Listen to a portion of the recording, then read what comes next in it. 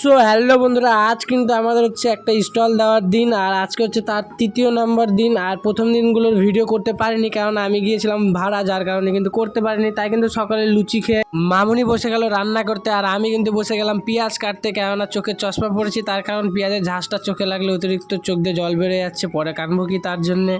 আর এখন সম্পূর্ণ জিনিসপত্র নিয়ে যাচ্ছি কিন্তু আমার গাড়িতে, কেননা ওখানে কিন্তু সম্পূর্ণ জিনিস উঠিয়ে চলে যাবো স্টলে।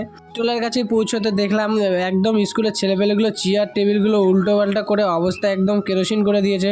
যদিও বা এটা ঠিক করার জন্য লোক আছে। আর এদিকে হঠাৎ বন্ধুকে নিয়ে হসপিটাল আসলাম। বন্ধু এমন জায়গায় ইঞ্জেকশন খেয়েছে যে হাসেই যাচ্ছে গাইস। তো বেশি দেরি না করে কিন্তু আমরা স্টলটা ফট করে সাজিয়ে নিলাম। আর এখানে কিন্তু এখন দিতে হবে, এখন কেমন হচ্ছে লোকজন হবে। আর আমাদের আইটেম ছিল ঘুগনি, চিকেন, সাথে ছিল কিন্তু হচ্ছে পকোড়া, আর তার সাথে ছিল হচ্ছে লুচি, যেটা হচ্ছে আমাদের আইটেম থাকেই সবসময়।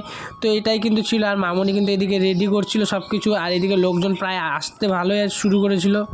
আর যত রাত হচ্ছিল ততই জানে ভিড় বাড়ছিল। তাই কিন্তু আমরা কিন্তু তত রাত পর্যন্ত ছিলামই। এর আগের প্রোগ্রামগুলো একটু বেশি রাত পর্যন্ত হয়নি, খুব অল্প সময় ছিল। আর এদিকে বুনু আর বুনুর বান্ধবী কিন্তু বসে মোবাইল দেখছিল, আর আমরা ছিলাম কাস্টমারের অপেক্ষায়। বাস গাইস, কাস্টমার নেই, বাট দোকানের নিজেদের সদস্যরাই নিজেরাই খেয়ে যাচ্ছে গাইস। এটা কি মানা যায় বলো তো গাইস?